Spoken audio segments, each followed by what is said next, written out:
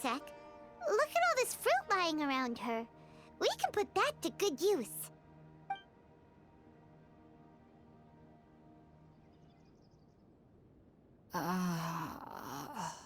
Who is there? Tainari, is that you?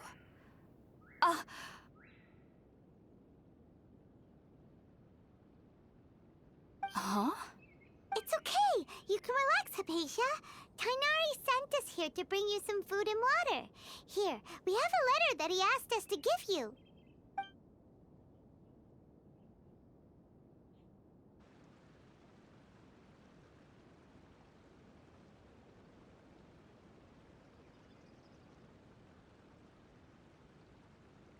I see. So, you're friends of Tainari. I apologize for all the trouble I've caused you. I'm grateful that you came so quickly to save me. You even brought all this fruit. Well, actually, we didn't bring the fruit. It was already here when we arrived. We were kind of wondering about that, actually. When we found you here, there was all this fruit lying around and even some juice dripping from your lips. How did you end up like this anyway? Oh, really? I seem to understand now. All the fruit was likely from my, neighbor. Must have come by and saw me like this. Your neighbor? You mean there's someone else living nearby? Oh? So you're able to see them too?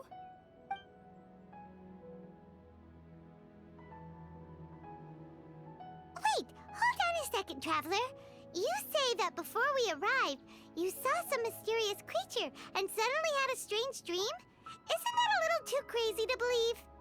No, I actually do believe what the Traveler is saying. I myself had a similar experience once before and ended up scaring my timid little neighbor here. You needn't worry. They mean you no harm. They only dragged you into the dream because they hoped to buy themselves a little time in order to scurry away. So, Hypatia, just what kind of creature is your neighbor exactly? I'm not sure what it's called, to be honest. But I do know that they have some sort of deeper connection with the Dendro Archon. I know this because the first time I saw them was also the exact day my consciousness was able to form a connection with Irminsul.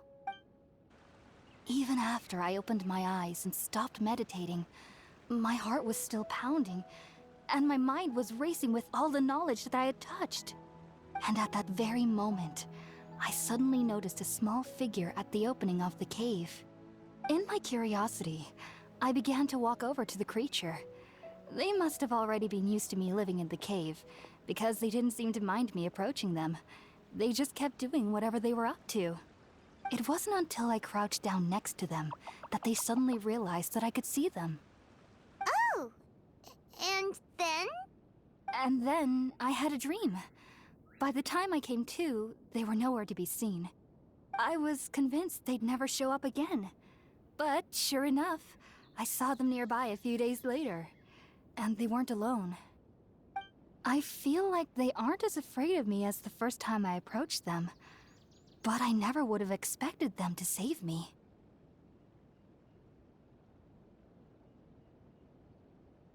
Yes, no doubt about that.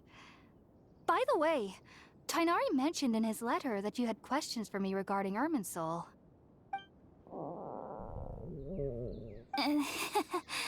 Sorry about that.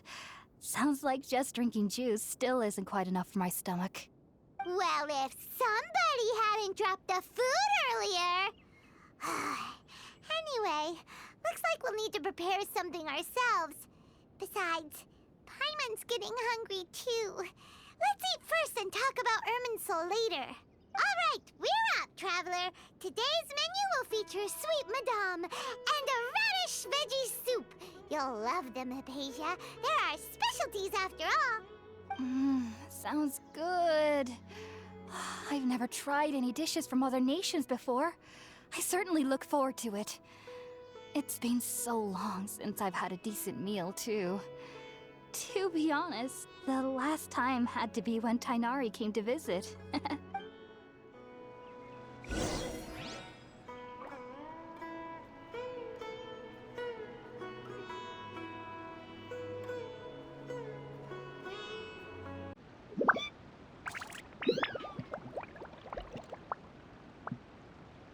you lie on the grass, you can feel the heartbeat of...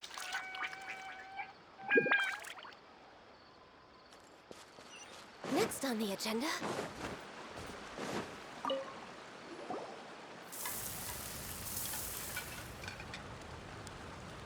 All done!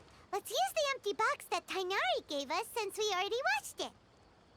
Oh, it smells amazing! And the box is a nice touch, too! Let's go serve this up and start eating with Hypatia!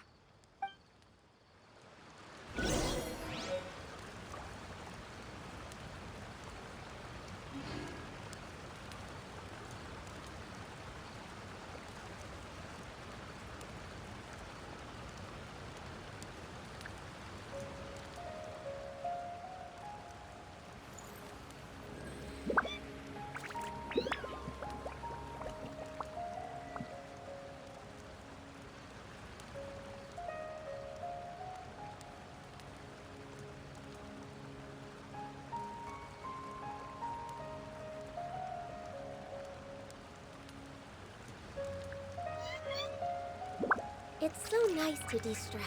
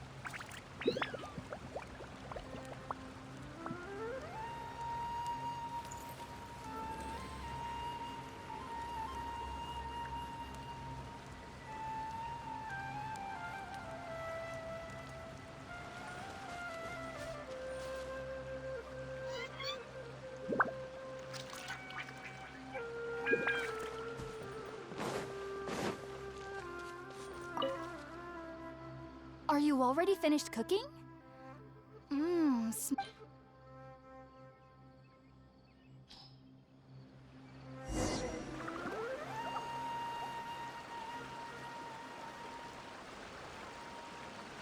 Even though everything you mentioned was in Tainari's letter, it's still hard to believe you were able to connect with Irminsul immediately after smelling Spiritborn eel for the first time.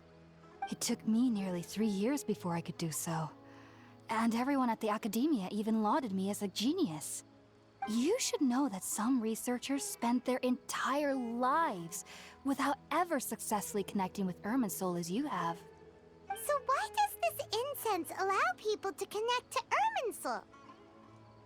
The ingredients used to make Spiritborn ale primarily consist of plants created by Greater Lord Rukkhadevata. These special ingredients are conducive to heightening our senses to the Dendro Archon's power.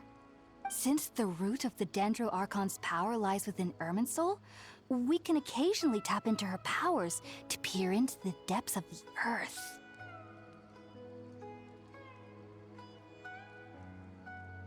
Naturally, anyone who can establish a connection with Irminsul in their first ever attempt must be a person of great understanding.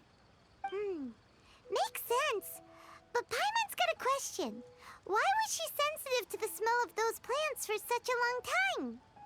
That was primarily due to her body's unique constitution. Stimulated by the incense, she could perceive the Dendro Archon's power and experience the sensory overload, hence the adverse reactions. Taking in any scent similar to the ingredients of Spiritborn ale would cause adverse effects. Not to worry though, it appears you've already fully recovered. Technically, your body should still be sensitive to the powers of the Dendro Archon, but unless you're using intentional meditation techniques, the scent of Spiritborn ale should no longer trigger such reactions. Whew. Well, that's a relief. I must admit, I am quite envious of your abilities.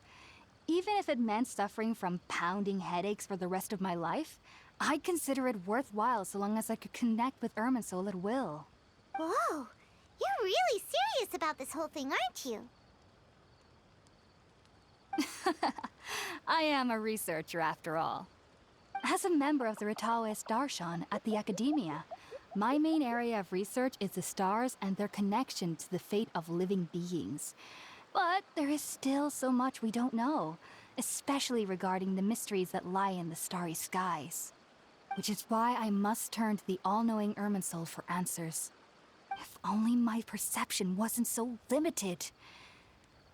Unfortunately, I cannot guarantee that my every attempt to attune with Irminsul will be successful, or that doing so will leave my consciousness intact.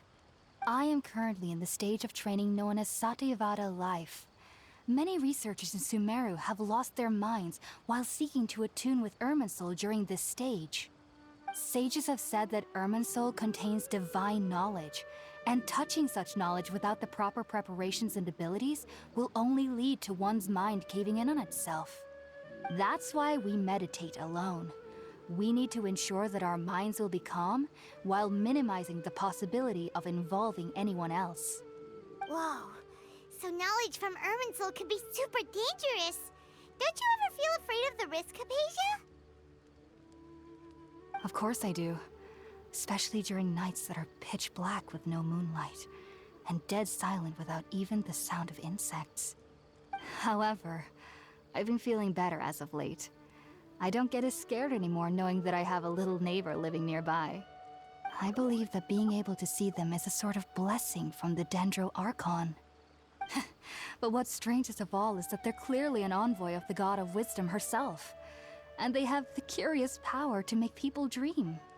What's so strange about that? It doesn't sound so out of place for a divine being, does it? Well, it's strange because nearly nobody in Sumeru can ever dream. Oh, is that true? Yes, well, to an extent. Only children can dream in Sumeru. Adults, however, never do. The sages say that wisdom implies rationality, but that which occurs in dreams is often neither rational nor logical.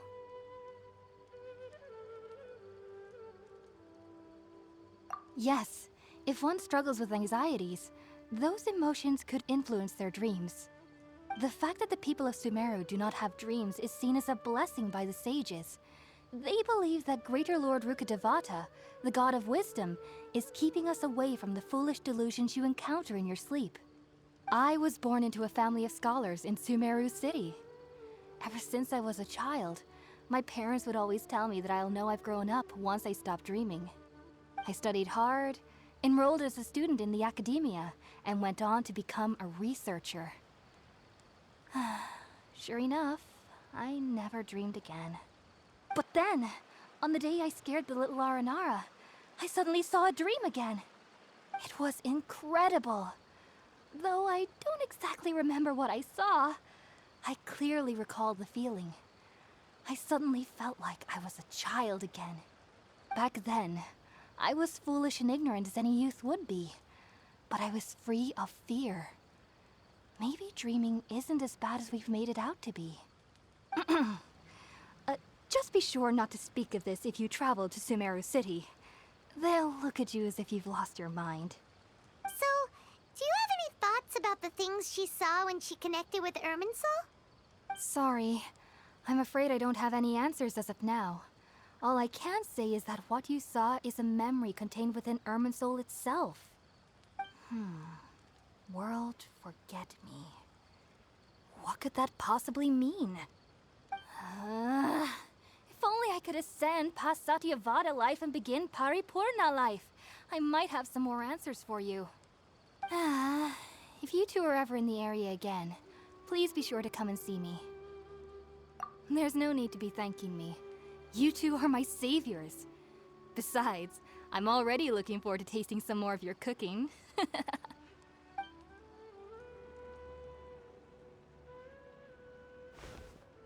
Now that we know Hypatia is alright and had the chance to ask her some questions, Paimon thinks it's about time to head back to Gandharvaville.